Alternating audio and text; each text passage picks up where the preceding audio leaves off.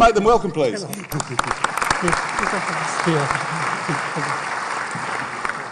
I'm John, by the way. Relationships, well, how did ours start? That's a good question. I'd been in the Royal Navy for 7 years, and I was demobbed, and I started to work in a paint factory. And I found out that on Monday morning the tea trolley came along. And I was down there for a couple of cups of tea. And walking across the factory floor there was this black-haired raven beauty. And she was coming towards me. And I looked, I didn't know it was her trousers I was in love with because she'd got bell-bottoms on at the time. But she came over and I knew that was it. I went back and I said to my mate, I've just seen a raving beauty that I'm going to chat up and I'll be taking her out. Anyhow, a couple of days later, I was playing darts in the canteen and who should walk in? Believe it or not, the black-haired beauty. And we asked if we'll have a go. She says, yep. And I said to her, how about you and me for the pictures tonight, darling? And she says, no, thank you. Flashing an engagement ring. Whoa. Stand off. That was the start of my relationship. And we found out later on, they had a concert party. And the bloke came up to me and he says, that young gal from up in the printer's office is going to be in the chorus. He says, can I put you down to be in one of the side shows? I says, yep, put me and my mate in. Anyhow, after a couple of weeks, I found that the engagement ring was missing. And I thought, get in there while you've got a chance. And I said to her, how about you and me for the flicks tonight? And she never knocked me back. So I did the best thing. I took her to the best cinema in the town, the Dorchester. Fish and chips afterwards. Laid it all on. And that was the start of our relationship. Now, I came out of the Navy in 1954, and by 1955 we was married. And Hull, where we came from, had been... Oh, we're going for time, all right? And Hull, where I came from, had been bombed heavily. Of the 91,660 houses that was there was only 6,000 that was livable, more or less. We was trying to get a room. £5 a week for a shack, an old place, cracks in the walls and everything. So we did the next best thing, and this is what kept our relationship together. We moved out of Hull and we went to live in Leicester in the Midlands.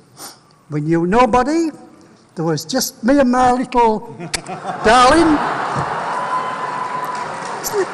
There was just the two of us, and that was it. If we ever had any problems, we sorted them out. And after 56 years, we're still sorting them out. But it's the making up of it afterwards. And the talking is always in bed just before you go into sleep. That's the worst part of it. But anyhow, we got married, we had 4 children, and we lived in Leicester, we bought our own little house, and we had everything, so we thought. But the wife, all she wanted to do was come to Australia. Now, Hetty, I'll let you tell them about the hardships we had.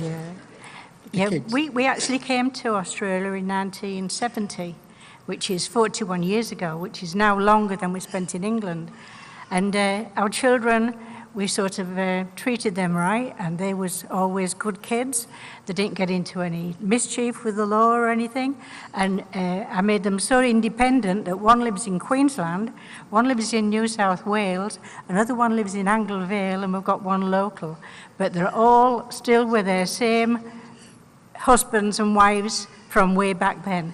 And so I think them seeing us together and knowing that we always sorted out things by ourselves, we never went to anybody else for any wise words, and they've sort of carried on from that. So that's really good, because now we've got 12 grandchildren and 9 great-grandchildren.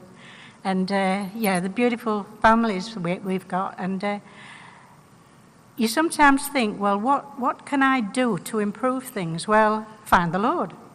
Now, I found the Lord in 1988. I received the Holy Spirit at 9 a.m. on a Monday morning, and I know because I was actually in the bathroom by myself, and I wrapped the towel around myself, and I said, I want to speak to Jesus over, and I didn't know where he was or anything, and with that, I was speaking out in tongues, and it was a very, very interesting and very uplifting, and I was all excited, and my 3 dogs all came charging down to the bathroom to see what was going on. And I wrapped the towel around, and I rang to the phone, and I rang John and told him, and he was laughing on the other end because he hadn't received the Holy Spirit. And I had to wait 2 whole days before I could get baptized, and I thought, what if the Lord comes back and I'm not done? And as I say, that is now 23. What about the little old man you run out witness to? I did about your age now. Oh, thank you. Yeah, I went out to try to look for somebody to tell, and there was only one little old man who I told, and his wife had been a Catholic, so he sort of was under her thumb. So I thought, well, that's good enough. You could take over now. Yeah. Yeah. Throw us off when you're ready. I had herniated the arteries, and I went into Flinders, and while I was in there, they give everybody a chest X-ray. And as I was wheeling me in to have this operation done, they told me I had lung cancer. I had a bronchoscopy, and it was malignant.